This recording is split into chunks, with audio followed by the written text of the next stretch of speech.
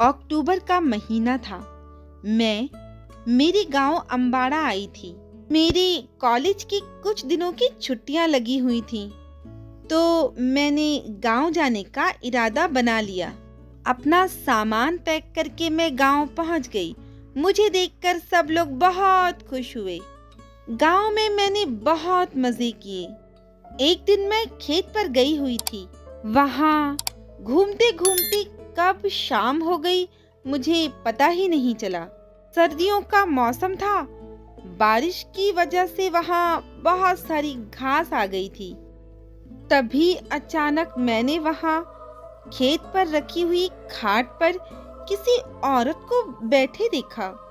मैंने देखा कि हवा से उसके बाल उड़ रहे हैं और हवा की आवाज मेरे कानों में साए साए करके लग रही थी। उस समय काफी अंधेरा था।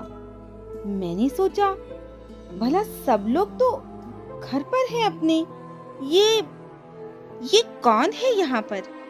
तभी उस औरत ने अपना चेहरा थोड़ा सा ऊपर किया। उसका चेहरा थोड़ा चमक रहा था। मैं डर गई और वहां से चाचा चाचा चिल्लाते हुए सर पर पैर रखकर भागी। तभी मेरी आवाज सुनकर चाचा भागे हुए चले आए और मुझे संभाला। चाचा चाचा वहां खेत में खाट पर एक औरत बैठी हुई है। कहाँ? चलो देखते हैं। मैं चाचा के साथ जल्दी से खाट के पास गई, लेकिन खाट पर कोई नहीं था। मैं फिर डर गई। कुछ दिनों बाद चाचा रात को खेत पर गए हुए थे पानी देने। काली अंधेरी रात थी और ठंडी हवाएं भी चल रही थी। फिर चाचा वहीं खेत में ही सो गए। उस खेत के पास एक तालाब भी था। उसी तालाब के किनारे कुछ बरगद के पेड़ भी लगे थे। रात के अंधेरे में पेड़ की आवाज बहुत डरावनी लग रही थी। बड़ा डरावना माहौल था वहाँ का। तभी खेत में बंधे जानवर अचानक ही चिल्लाने लगे। समझ नहीं आ रहा कि इन गाय भैंसों को अचानक क्या हुआ। ये इतना क्यों चिल्ला रही है? शायद इनको ठंड लग रही हो। मुझे जाकर देखना चाहिए। चाचा अपने हाथों में टॉर्च लेकर देखने पहुंचे। तभी चाचा वापस होने लगे। वापस आते समय चाचा ने देखा कि खाट पर एक औरत बैठी हुई है। चाचा को बड़ी हैरानी हुई। ये शायद वही औरत है जो उस दिन मोना ने देखी थी।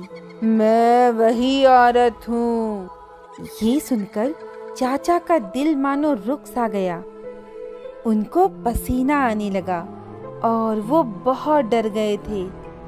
तभी आकाश में बिजली चमकी, लेकिन उन्होंने जैसे तैसे हिम्मत जुटाई और पूछा। चाचा ने आग जला रखी थी। उसी आग को और बढ़ाया ताकि उस औरत का चेहरा दिख सके और उससे हिम्मत करके पूछा, कौन है तू? उस औरत ने कोई जवाब नहीं दिया। चाचा की समझ में कुछ नहीं आया और वो खड़े हो गए और वो उस औरत की ओर आगे बढ़े। उन्हें थोड़ा डर भी लग रहा था। उन्होंने उस जलती हुई आग से एक लकड़ी निकाली और उस औरत की तरफ आगे की। अंदर ही अंदर चाचा बहुत डर रहे थे। कौन हो तुम? जल्दी बताओ, वरना मैं तुम्हें जला दूंगा।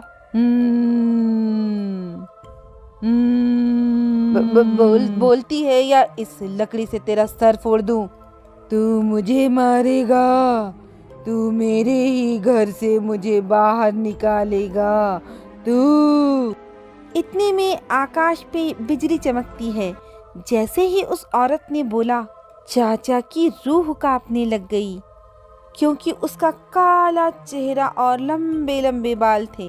मेरा यहाँ बचपन बीता है। ये मेरा घर है और सालों से रहती हूँ मैं यहाँ। चाचा ने ये सब सुना तो उन्हें थोड़ी तसल्ली मिली। उसकी आवाज कुछ जानी पहचानी सी लग रही थी। चाचा सोच में पड़ गए। ये औरत है कौन? और अगर मैं इसे जानता हूँ तो ये इतनी डरावनी कैसे है? अरे, ये तो मेरी बहन रमा है।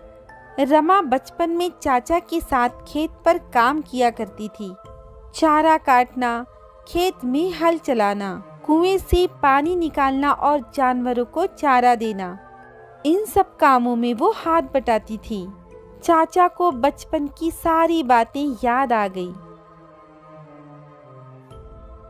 एक दिन खेत में काम करते हुए रमा को एक जहरीले सांप ने काट लिया था और वहीं उसकी मौत हो गई थी।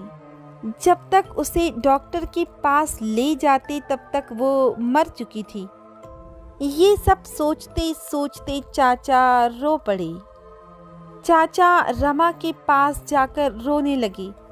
चाचा ने घर आकर सभी को ये बात बताई और धीरे धीरे ये बात पूरे गांव में फैल गई कि रमा की आत्मा खेत में भटक रही है।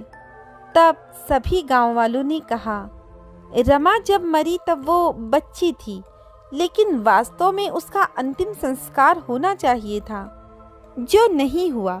इसी वजह से उसकी आत्मा भटक रही है। तुम उसका दोबारा अंतिम संस्कार करो, तभी जाकर उसकी आत्मा को शांति मिलेगी। चाचा सभी गांव वालों के साथ शमशान में आ गए और जहां रमा को दफनाया था वहां खोदा और उसके कंकाल को बाहर निकाला। सभी गांव वाले बहुत डर रहे थे, लेकिन चाचा ने बहुत हिम्मत दिखाई। उसी वक्त तेज हवाएं चलने लगी। अचानक से आसमान में काले बादल आ गए और हवाओं के साथ रमा का साया भी सबको नजर आने लगा। सभी लोगों के रोंगटे खड़े हो गए और सब लोग डरने लगे। तभी रमा के साये ने कहा, आप सब डरिए मत, मैं रमा ही हूँ। मैं मर चुकी हूँ लेकिन इसी गांव की बेटी हूँ। मैं आज भी भटक रही हूँ, मुझे मुक्ति दिलाइए। इसके बाद चाचा ने पूरे गांव वालों के साथ रमा का अंतिम संस्कार किया और उसे अग्नि दी, जिससे रमा की आत्मा को शांति मिल गई और वो मुक्त हो गई। और फिर मैं ये सब देखकर चाचा से विदा लेकर अपने गांव वापस चली आई। गांव की ढेर सारी यादें लिए सब ने मुझे विदा किया।